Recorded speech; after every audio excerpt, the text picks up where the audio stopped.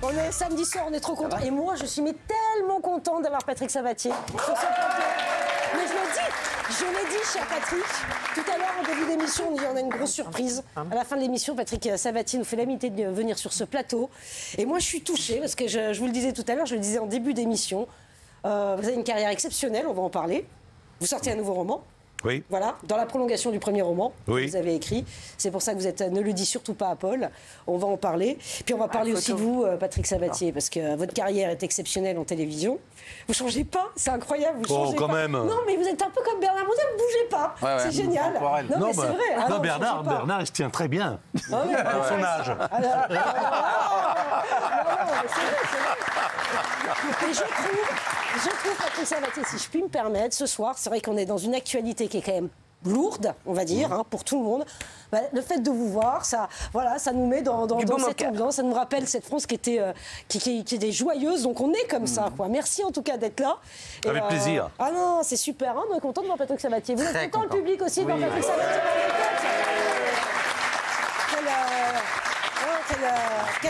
quelle personnalité. Votre livre, on en dit peut-être un mot, c'est un roman. Même peut-être deux, si vous voulez. Même je suis 10, assez d'accord. vous avez le droit. Non, c'est la prolongation du premier livre. Dans le premier livre qui s'appelle La Lettre, Bernard avait d'ailleurs fait une très gentille critique de ce premier livre. C'était magnifique. Magnifique, La Lettre. Alors là, j'étais bouleversé, où il dit des choses quand même personnelles. J'apprends que j'ai un frère caché. Voilà. Et celui-ci, donc, dans la prolongation, j'ouvre une mallette qui appartenait à ma mère, qui s'appelle Emma, dans le livre, et on hésite toujours à ouvrir des mallettes de personnes qui ne sont plus là, et en découvrant à l'intérieur de cette mallette une photo de classe de 3e B, derrière laquelle il y a « Ne le dis surtout pas à Paul », je reconnais l'écriture de ma mère, une écriture maladroite, elle était italienne, et donc je veux savoir dans quelles circonstances elle l'a écrit, à qui elle s'adressait, et je pars à la recherche de mes 6 copains qui font la bande, enfin... Première connerie, premier flipper, première petites amies, première cigarette. Et là, je veux savoir à qui s'adressait Emma et surtout qu'est-ce que je ne devais pas savoir. Et donc, c'est à la fois très inspiré par mon histoire, par son histoire. Et j'apprends presque en même temps que le lecteur que ma mère n'a pas été très heureuse toute sa vie en ayant un secret qu'elle a voulu me cacher pour me préserver. Et donc, à la fin, je dis ce qui est le cas de nous tous ici. On pose des tas de questions, ce qui est votre cas, Pascal, à des tas de gens qu'on ne connaît pas parce qu'on est journaliste, donc on se permet tout, tu le fais beaucoup à la radio, et on n'ose jamais poser des vraies questions à ses proches parce qu'on n'ose pas, parce que c'est indiscret. Et j'ai posé des questions à Belmondo, à Delon, à Deneuve, enfin à Sardou, à Hallyday, etc., à beaucoup, à Tapi, à Elton John, à France Gall, mais j'ai jamais osé poser des questions à Emma parce que peut-être que j'avais peur d'entendre une certaine vérité. Oui, puis la pudeur, c'est pas toujours évident de parler à ses parents. C'est jamais évident d'imaginer même ses parents amoureux. Enfin, il y a des tas de choses qu'on ne veut pas savoir. On va vous faire un petit cadeau. Cher Patrick, on a retrouvé une image de vous au tout début de votre carrière. C'était dans Les Visiteurs du mercredi. Je suis sûre que les téléspectateurs vont adorer revoir ces images. C'était en 1976. On a retrouvé cette image. Regardez. Elle n'était pas née. Ah non, j'étais pas présente. Bonjour sur TF1 et aux Visiteurs du mercredi. Un événement de grande importance, c'est le moins qu'on puisse dire. Me voici. Et voilà, oui, les Harlem Globetrotters. C'est eux, c'est pas moi. Pourquoi vous vous appelez Harlem Globetrotters? Qui me comprend? Est-ce que vous me comprenez? Alors attendez, je me lance. Do you understand me? Non, bon alors tout va très bien, alors on continue comme ça. J'adore ces images. Vous avez des bons souvenirs de vos débuts? Pardon? Vous étiez au tout début de votre carrière, là, Patrick? Oui, là, c'est enfin, des premières fois, oui, en 76. J'ai eu la chance de rencontrer Christophe Izard qui m'a fait confiance et qui m'a confié plusieurs heures de direct le mercredi après-midi. Et on recevait à la fois des sportifs, des acteurs, des chanteurs. Et vraiment, j'ai eu beaucoup de chance parce que ceux qui sont venus, alors que j'étais absolument inconnu au bataillon, m'ont vraiment aidé dans l'apprentissage du métier. Oui, mais enfin, vous deviez avoir du talent. On n'arrivait pas à parler par hasard. Beaucoup de travail. Je crois peu au talent. Il faut en avoir un petit peu, mais beaucoup de travail. On a aussi des images. Moi, j'adore regarder les images. J'imagine que vous aussi, et vous chez vous. Les images extraits du jeu de la vérité. Ah, le jeu de la vérité aussi, évidemment. Vous avez reçu beaucoup de célébrités,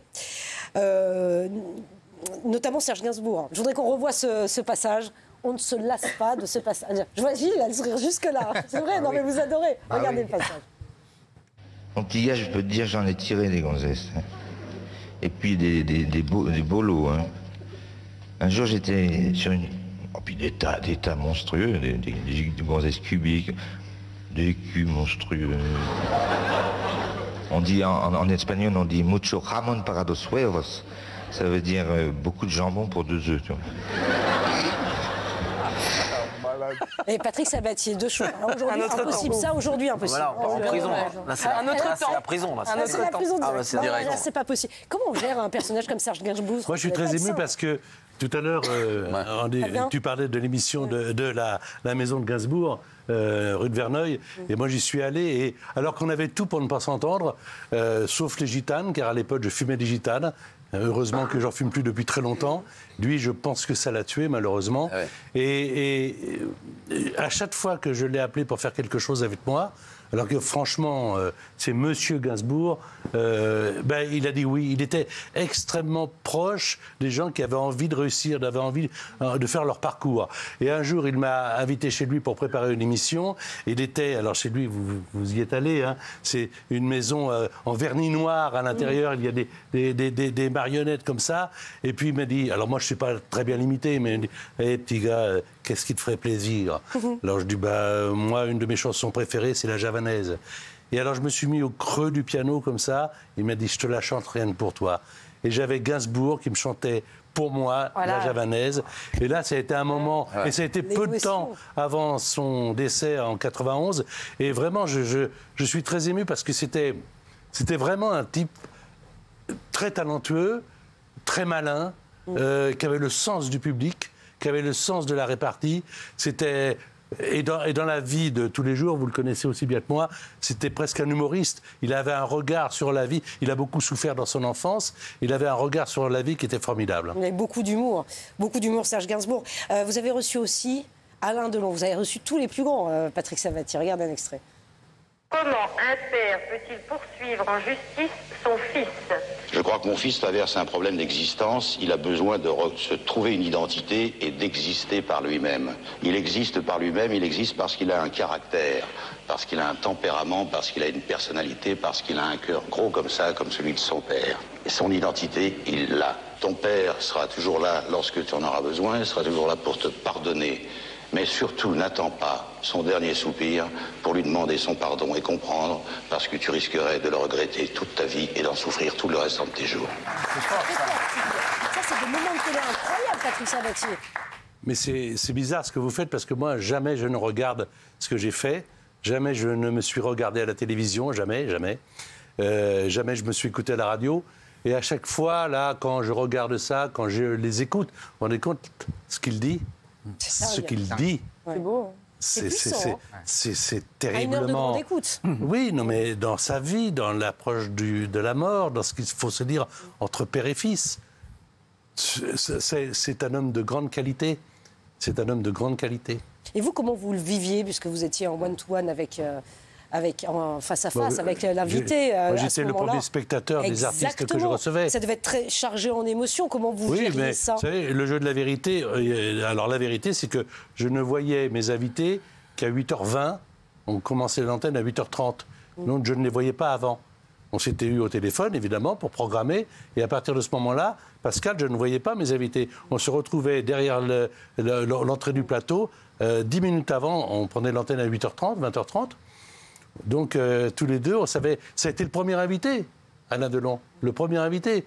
Il avait donné son accord 8 mois avant, il a tenu parole, je l'ai souvent raconté. Et le 11 janvier 85, il était là à 8h20.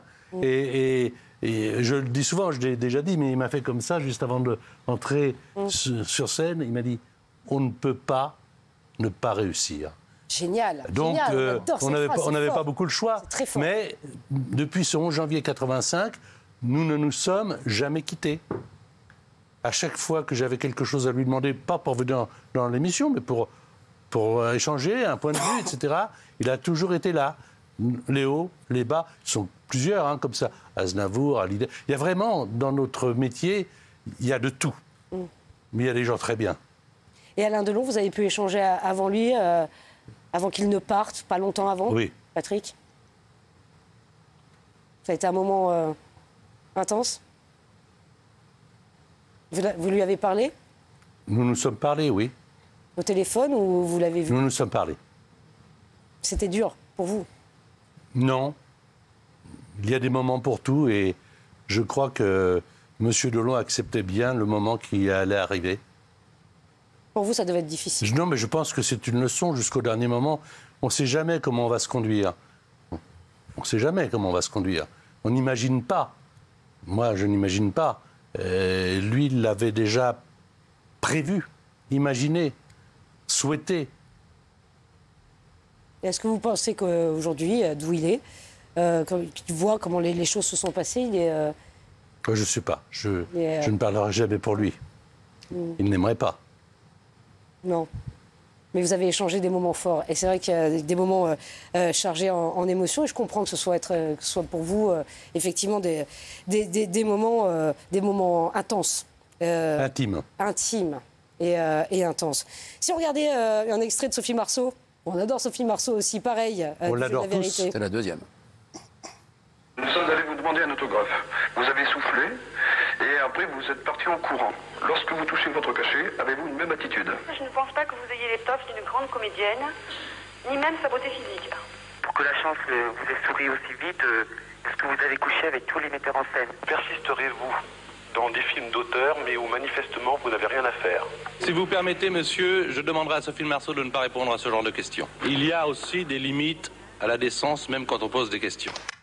Ouais. T'as bien fait. Là, bravo. Oui, je crois que, moi je le dis souvent, le public, on doit le respecter, évidemment, mais le public doit respecter également les stars, les vedettes.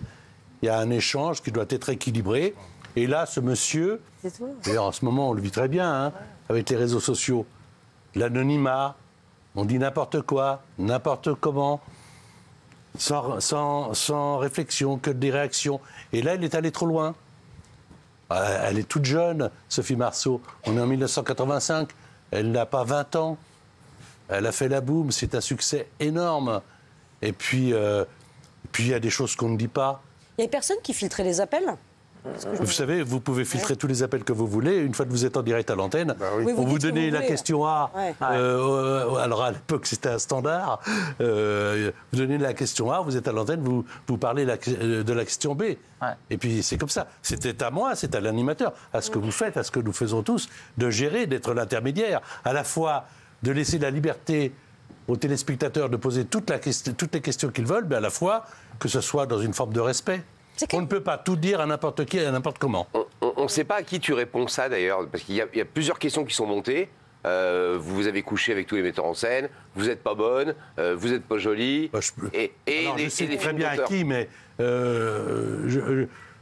ça irait bien pour les trois d'ailleurs. Oui, oui. Mais c'est surtout à. Mais la dernière, paradoxalement, elle n'est pas si méchante que ça sur les films d'auteur. Non, tout ça, non, non. etc. C'est vous avez couché. Ouais, c'est ça. Ça, c'est inadmissible. D'ailleurs. Patrick, sincèrement, quand on revoit ces extraits qui ont marqué l'histoire de la télé, au moment où vous le vivez, vous vous dites là, je tiens des moments de télé qui vont rester dans l'histoire de la télé, où vous vous dites, par exemple sur Gainsbourg, ouah, comment je vais gérer ça? Sur Sophie Marceau, c'est la catastrophe, etc. En direct comme ça. Une très bonne question, Gilles. Je ne sais pas ce que je me dis. Mais c'est une très bonne question. Je crois que le fait que, tout à l'heure je l'ai dit, je ne me suis jamais regardé après, je n'avais pas l'impression de marquer la télévision. J'avais l'impression d'inviter des personnalités que j'aimais beaucoup, d'ailleurs que je respectais beaucoup. Après, il se passait ce qui se passait. Mais on n'avait pas... Tout a changé. On n'avait pas... Aujourd'hui, on fait quelque chose, c'est immédiatement repris, déformé, augmenté. Bon, là, la télévision nous laissait quand même le temps de réagir. Alors souvent, je m'apercevais qu'une émission était plus ou moins réussie 2-3 jours après, quand je voyais les critiques, l'audience, etc. Mais j'avais l'impression quand même, entre Tapi, Elton John, Delon, vous les avez tous connus, Gainsbourg, d'avoir des monstres sacrés devant moi. Moi, j'étais... Quand je parle d'aller chez Gainsbourg et qu'il me dit « Viens chez moi, rue de Verneuil », je suis comme un enfant. Quand Aznavour me fait participer à 3 jours de sa vie, c'est quelque chose d'incroyable. Enfin, tout. Delon qui me demande de venir à Marrakech, etc., pour préparer des choses avec lui. Enfin, on est animateur, on n'est pas des stars. Donc, Bernard le sait bien, quand on les rencontre, quand on est à leur côté, on n'oublie jamais, d'ailleurs je le marquais dans le premier livre, on n'est jamais que des passeurs de plats. Moi, je peux descendre les Champs-Élysées tranquillement. De long, je crois pas. Des passeurs de plats, des passeurs d'émotions aussi, parce que c'est ce que vous avez transmis effectivement avec ces extraits. Vous avez vécu une télé. Est-ce qu'elle existe encore, cette télé, aujourd'hui, selon vous, Patrick Alors, je ne sais pas si elle existe, mais la fierté que j'ai, Pascal, c'est que je n'ai acheté aucun concept. Tout ça, c'est le fruit d'imagination, de poubelles remplies de mauvaises idées, parce que j'écris à l'ancienne, non, ça n'ira pas. Et puis un jour, il y a le jeu de la vérité, puis un jour, il y a avis de recherche, et puis un jour, à porte-bonheur. Mais c'est d'abord une feuille de papier. Après, il faut convaincre les patrons, il faut convaincre son équipe, il faut convaincre la presse, et puis il y a le public. Et quand tout d'un coup, tout ce que l'on a fait rencontre, à l'époque, entre 15 et 18 millions de téléspectateurs, on se dit « Waouh !» 15 à 18 millions, c'est incroyable. Les gens qui me croisent dans la rue, le plus beau compliment, je le dis toujours, c'est ma Légion d'honneur. On vous reconnaît, Patrick Sabatier, dans la rue. Moi, je suis sûr que vous descendez les Champs-Élysées. Vous avez dit que vous voulez descendre tout anonymat. Je peux vraiment. Il faut que je mette un masque pour qu'on me reconnaisse. Je prends le masque de Drucker, là, ça marche pas. Bien sûr qu'on connaît Patrick Sabatier sur les Champs-Élysées, c'est pas vrai, ça. Non. Mais les gens me disent dans la rue très souvent oh, vous avez marqué mon enfance, ou alors ma mère, ceci, et pourquoi pas votre grand-mère, il n'y a aucun problème. Moi, j'estime que ça a été extraordinaire d'avoir accompagné des vies, parce que si moi j'ai accompagné des vies m'ont accompagné. Bien sûr. Donc, si on avait autant de personnes, ça veut dire que ce que l'on faisait fonctionnait. Et je n'ai toujours animé que des émissions que j'aurais regardées. C'est-à-dire que voilà, j'avais une idée, mais vous savez, quand j'ai vendu le jeu de la vérité à TF1, on m'a dit ça ne marchera jamais. Quand j'ai proposé avis de recherche, on m'a dit avec un titre comme ça, c'est trop policier, ça ne marchera jamais. Quand j'ai fait porte-bonheur en disant ben voilà, on va demander aux Français de dénoncer des gens parce qu'ils ont fait du bien. On m'a dit mais c'est pas la mentalité des Français. On essaye, ça ne marchera jamais. À chaque fois qu'on m'a dit ça ne marchera jamais, je disais c'était un carton. Allez, ça va marcher, ça va marcher. Bravo, c'est très fort, Patrick Sabatier. Alors, vous avez travaillé ensemble. Oui, non, mais c'est surtout que oui, on a fait la radio ensemble, de la télé, mais c'est surtout ce qu'il faut rappeler, parce qu'il suffit pas de recevoir d'immenses stars, ça fonctionne pas. Si vous n'avez pas l'élégance. Non, mais si on n'a pas cette élégance qu'il a de recevoir ces stars, cette volupté de passer d'un sujet à l'autre, parfois compliqué. Moi, je me souviens avoir fait l'émission Et si on se disait tout, j'avais sorti un livre sur le roman photo. Et puis il me dit, alors on a parlé de mon livre, tout ça, c'était très bien. Et puis à un moment, il me dit, reste parce qu'il manque du monde sur le canapé. Il y a un autre sujet qui arrive. Je dis, c'est quoi? Il me dit, est-ce que tu es pour ou contre la fermeture du bois de Boulogne? Non, parce que je savais qu'il allait au bois de Boulogne. Hein.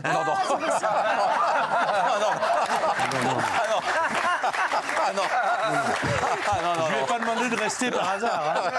Enfin, je crois qu'il y avait une place à remplir sur le canapé. Et puis alors, d'un seul coup, arrive Gentil Berry, le maire de Paris, arrivent des prostituées, des mères maquerelles. Enfin, il y avait tout un arropage de gens. Et puis au moment, il se retourne sur moi, il me dit alors, qu'est-ce que vous pensez, vous, Fabien Lecoeuf, vous êtes pour ou contre la fermeture? Alors, moi, j'étais venu parler du roman photo, je me retrouvais dans le bois de Boulogne, à un moment donné. Et alors, bon, j'ai dit, moi, de toute façon, qu'on déplace ou pas la prostitution, c'est pas se déplacer, qu'on la ferme ou pas, la prostitution, elle se déplacera, comme depuis que le temps existe. Et alors là, je me fais insulter par une qui était pour, l'autre elle était contre, l'autre elle me défendait. Je me dis, mais le lendemain, quand je vais sur le marché, les gens ils me disent, vous avez fait un livre sur le bois de Boulogne? Je dis non. Parce que les gens, ils avaient tellement un sujet important qu'ils menaient avec une espèce d'élégance pour passer d'un sujet. Mais ça, c'était un vrai talent. Il y a très peu de gens dans les années 80-90 qui pouvaient faire ça. C'était Michel Drucker et Patrick Sabatier. Ouais, mais Patrick il faut le rappeler. Il était extrêmement classe. Moi, je vous adorais et je vous adore toujours. Vous aviez une classe naturelle. Voilà, ça s'invente pas. Vous ne trouvez pas? Non, c'est pas Patrick Sabatier. Ce que je trouve que personne ne dit ici autour de ce plateau, je vais le dire parce que je suis sensible à la notion de concept de télé, c'est que le mec qui est en face de nous, contrairement à Drucker ou d'autres, sont d'immenses personnages, il a inventé la nouvelle télévision. Il a inventé des concepts de télé. Vous voyez, moi, par exemple, quand on parle de Bataille-Fontaine, on parle d'un rideau. On parle d'une loge. Alors, on parle, oui, des gens qui viennent pleurer ou rire avec nous, etc. Mais il y a un concept, il y a une décision. Patrick, c'est la première personne, et j'ai eu envie de faire de la télé grâce à des gens comme lui, et grâce à lui surtout, qui a inventé des émissions où on mettait l'émotion, on prenait des stars, on prenait ce qu'on veut. Sauf que ça, d'autres le faisaient. Lui, ce qu'il en faisait, c'est un truc avec un rituel particulier, avec des mécaniques, des stimuli particuliers. Et dans toutes ces émissions, il y avait ça. Tu peux faire le jeu de la vérité. Drucker, il a reçu 300 fois Delon. Il n'a jamais reçu Delon comme Patrick Sabatier a reçu Delon. Ah, c'est vrai. Ouais. Et tu peux le dire pour toutes les stars, toutes les grandes émissions d'accueil. Jean-Pierre Foucault, il a fait les plus belles émissions du monde de variété. Patrick en a fait quelques-unes. Mais jamais les émissions ont marché autant et ont été aussi fortes que quand il y avait un concept aussi fort que ceux de Patrick Sabatier. Et quand il dit, modestement, je prenais ma petite feuille et j'écrivais une idée, puis après j'allais voir TF1, puis on me disait, ah, c'est de la merde, ça ne marchera pas. Mais il a raison, c'est ça, sa force. C'est qu'il prenait sa petite feuille et il avait une idée que les autres n'avaient pas. Voilà. Ouais, bravo, c'est vrai, ça. Ouais, c'est vrai, mais... Oui, c'était une télé inventive. Patrick, est-ce que vous bossez sur un projet, là? Alors, je suis venu je suis venu dans cette émission il y a quelques semaines. On était ensemble, je me souviens. Et j'avais dit que je n'avais rien ou j'étais en train de travailler sur quelque chose. Depuis, j'ai beaucoup travaillé. Ah, génial. Et je crois... une info, Patrick Sabatier. Je crois que j'ai quelque chose. Cyril est d'ailleurs au courant puisqu'il m'a appelé pour savoir exactement. Est-ce que les téléspectateurs peuvent avoir une tendance? Je crois que pas forcément d'ailleurs présenté par moi. Je pense que d'autres pourraient le faire très bien. Mais je pense que j'ai quelque chose là, je pense. Alors, attendez, c'est une émission, juste une émission télé, une émission qui s'adresse... C'est une grande émission de télévision à l'ancienne. Ah, génial. Genre, ah non mais ça c'est génial. C'est surtout pas à la mode. Surtout pas à la mode? Ah oui. Ah bah c'est pour moi alors. Hein. Oh, bah voilà,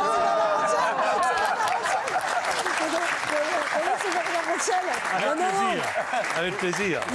Tu sais pourquoi, Pascal? Parce que quand même, il faut le dire, Patrick Sabatier, pour nous, quand on est arrivé juste un peu après, à peine, hein, c'était le rêve total. Je veux dire, toutes ces émissions, c'était un rêve, on rêvait de ça. Et il nous a ouvert aussi la porte et on a tous envie de devenir Patrick Sabatier un jour à la télévision. Oh, c'est génial, mais c'est vrai. Et là, Patrick Sabatier est en train de retravailler sur un concept. Moi, j'ai hâte de savoir et de voir. Oui, mais à quelle échéance, Patrick? Il faut nous donner une petite deadline. Là. J'ai aucune échéance, je ne sais pas. J'y vais tranquillement. Déjà, vous savez, une idée, elle peut se trouver en 2 secondes, comme passer 6 mois. Hein. C'est en prime? Oui, oui, c'est une grande émission. Oui. En prime, en direct? Ouais, sur la chaîne. Écoutez, je travaille. Ce ne sera pas forcément pour moi. Si ça se peut, elle ne verra pas le jour, car il faut convaincre des patrons. J'ai besoin de beaucoup de moyens pour l'émission. Je sais qu'aujourd'hui, c'est extrêmement compliqué. Et la seule chose que je peux dire, c'est que je ne sais faire que ce que je sais faire. Aznavour me disait, on écrit toujours la même chanson, et moi, je ferai toujours la même émission. C'est beau. Voilà. Patrick Sabatier, merci beaucoup, en tout cas, j'adore. Je suis tellement contente de vous voir, mais c'est vrai, c'est sincère. Demain, face à Hanouna, Cyril sera de retour. Demain dimanche, Cyril sera de retour. Ce sera la dernière de la saison. Carla Bayer est en permanence pour ça, parce que toi, c'est ta dernière. C'est ça, Carla Bayer, une petite manuelle. Il recevra Ariel Dombal et Sami Nasri. Merci beaucoup. Et restez sur C8, évidemment. À lundi.